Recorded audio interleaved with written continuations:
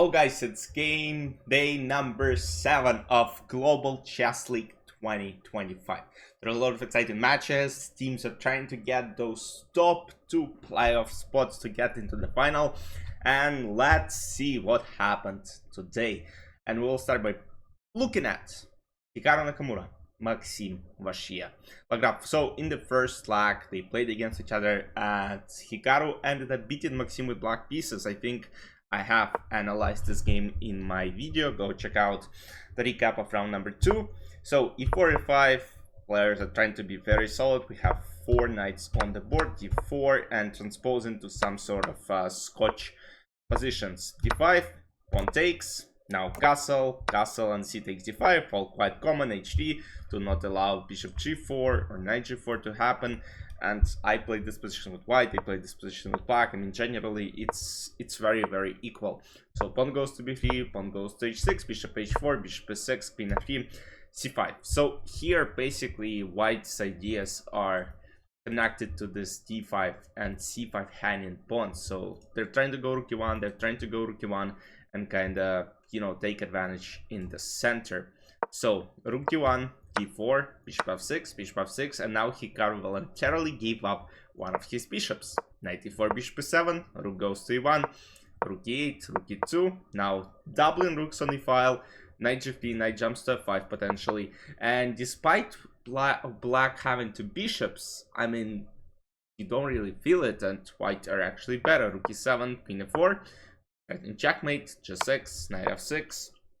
King g7, queen h4, setting up some potential knight h5 plans. But yeah, knight g4 is probably somewhat interesting as well. Bishop f4, knight e4, rook d5, queen f6, and now king goes back to j8, and now knight g3. Computer thinks it's a mistake. The best, according to it, was queen h4. But then again, you gotta play g3 at some point. g3 is actually the best move right now.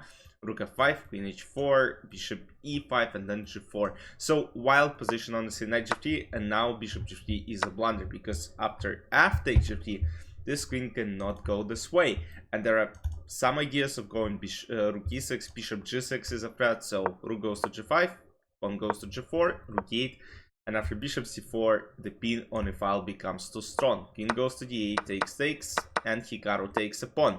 a5, rook e4, rook e7. All he needs is to somehow convert this one. Rook c8, and now he goes rook c4. The plan was to go before. He goes rook c5, and now he's basically playing up 3 pawns.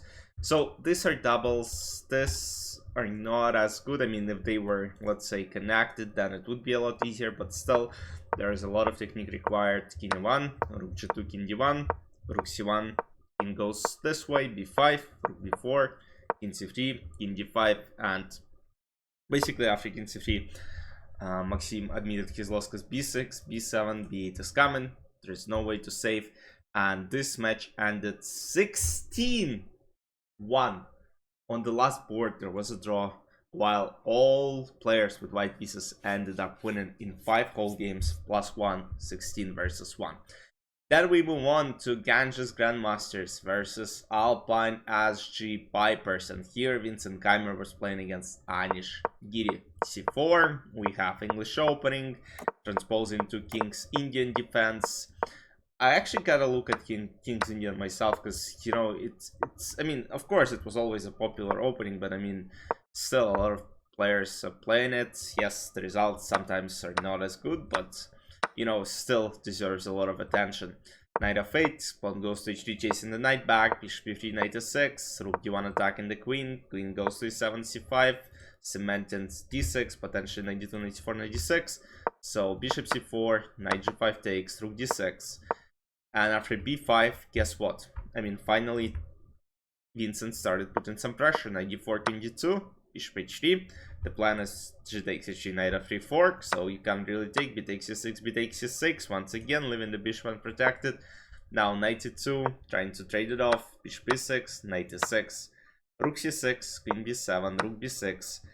The c pawn is actually quite good. Knight c3, knight d5, rook b4, queen b2. And now Anish was actually not worse. Like, if you look at the evil bar, I mean, the position is equal. Bishop f4 e takes f4, rook b8, king h7, and guess what happens? Queen e6, look at the time, 5 seconds on the clock. King d4, f3 is a final blunder. Because after rook d8 and knight, I mean here, I think Anish resigned, but knight f6, king g7, king d8, queen, not king d8, wait, here you have knight h5, but what else? Let's say king, I mean, yes, it's pretty much over, because king h6, there is king d8, and you just leave this knight on f6. If king g7, there is knight h5, so I can just show you, let's say king f8, then there's king d8 with check, and queen, I mean, you win the game basically, otherwise it's queen g7 checkmate. So yes, you know, little small blunder, and the game was over. So, and we move on to the second game of this match, where Javokhir Sindarov was playing against Pragg with white pieces. Knight f3, d5, c4, 6. So those two players will be competing against each other in the candidates in April in Cyprus. So we have some sort of Catalan position, king d3, takes, now castle, b3, bishop goes to b2. That's all common developments, and now b6. So here, what would be the plan? What would you think of? So queen b1 has to be played, e3 and d4 is one of the main ideas. So queen e8, a3, you know, kind of playing this hedgehog system, d3, rook c2, takes, now bishop h3, again quite common idea to just get rid of this rook on c8, rook goes to b8, and now rook e1 with e4 plan. So b5, king e1, b4, pawn goes to d4, c4, and that's actually a good pawn break, because after, let's say, d takes c4, there is b takes a3, and I think you're in a very good spot, and that's exactly what happened. Bishop a1, you have d takes c4, and if rook c4, knight a5, and yes, that's how the game went. Rook c7, knight b3, attacking the bishop, bishop goes to c3, a5, queen f8 again. Pragg is not worse, but after bishop d6. So the best move, according to computer here, is to play a4, make sure this knight is, you know, protected. Then you're trying to play a2, maybe even a1, and, you know, potentially you have opposite color squared bishops. You might have some chances. He has f7 pawn is weak, but I mean, better chances than what Pragg got in the game. So bishop d6, rook f7 was a blunder, king f7, queen h5, and basically the game is transposed into some drawing things. But now bishop e6, and suddenly again winning, because now king h8, queen h6 is a checkmate, so king h7 is a forced move. Now bishop f5 back, queen g6, so doesn't agree to a draw, even though he of course could. So king g6, knight c5, king h7, king f7, now king g6 back, king h7, once again not agreeing to a draw.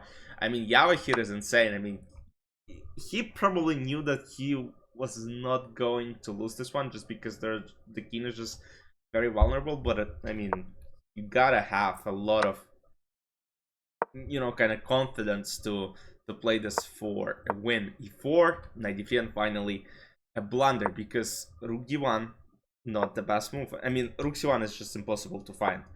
So I'm not sure what the idea is. Let's say knight c1, bishop f5. I believe king s7, queen f6, and checkmate will be followed shortly.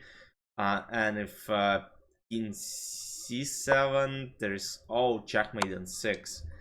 Basically, queen comes, bishop comes. This bishop has potential as well. If I bishop d3, yeah, it would be a lower. So instead, we have rook d1. Take 2 once again as a blunder. Bishop f5. The position once again is not clear, so here white have checkmate in somewhere. They had checkmate in just 5 moves, apparently not here. Bishop f5, king c1, rook d3, rook b1, king g2, queen promotes, bishop a1 takes, now e5, and finally queen kind of tries to, you know, get to the action. Queen f8, e takes d6, rook b3, and yes, now white are down in exchange, but look at the bishop, look at all the pawns. I mean, it's all over. King h7, king b7 is a checkmate, rook b8, takes, king c7 trying to trade, king c6, and of course now it's over, just because d8 is coming, c7, c8 is coming, and Pragg lost the game. That match ended in a loss for Alpine SG Pipers 10-9. 9. And we move on to the last game that I'm going to show you today. Arjun Erigaisi versus Vincent Keymer, who just defeated Anish Giri, and he's back to action against one of the best Indian players. So e4, e5, knight f3, and again we have Italian game and fried viewer attack. Of course, on this level nobody will play knight d5, people play knight a5 attacking the bishop. Now takes, queen f3, pinning this pawn, and I believe there are a lot of forced lines where c takes b5, queen a8, queen c7. I mean, black are actually better. So rook b8, bishop goes to d3, bishop d6, knight c3, bishop g4, king g3. I mean, even players on top level mess up a lot of theory lines, because for a fact, I mean, I'm pretty sure that knight c3 is not a move here just because bishop g4 is strong. Because I looked at those lines myself with white, and like some of them are wild. That's the positions I want to start playing with black potentially, but again, those are very, very complicated. Bishop g4, now e4, now castle. You have to deal with this bishop, so takes, and now after rook e8 there are a lot of problems on this e file. f3, bishop h5, g4, bishop g6, and now b3. So Arjun solved the problem of f5 red, and he solved all the problems regarding this knight on e4, so all the pins are not really that, you know, difficult to deal with. c3, f4, queen e2, h5 from g1, and now bishop h2. The plan for black is that after queen h2 there's king d3, so kind of trying to deflect the queen. So rook g2, bishop f4 takes, queen h4 check, king goes to d1. I mean, absolutely insane position, I'm not gonna lie.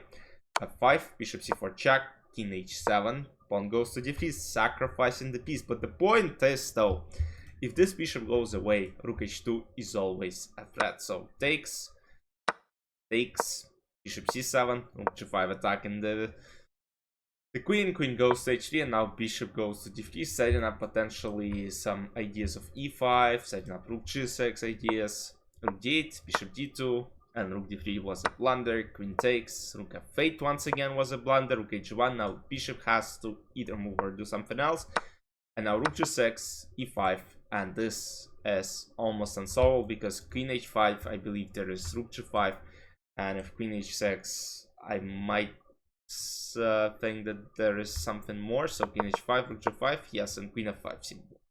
Yeah, that's what I didn't see initially, but it looks like yes, rook h5 is coming. There is no defense from that threat. You kind of have to probably take, and then even take this way. I mean, it's total collapse. And Arjun's team actually ended up winning that match against Ganges Grandmasters 9-7. As far as standings go after 7 days of play, we have Triveni Continual Kings. I mean, we have Sunday, Monday left, so it looks like they're very likely to get this playoff spot.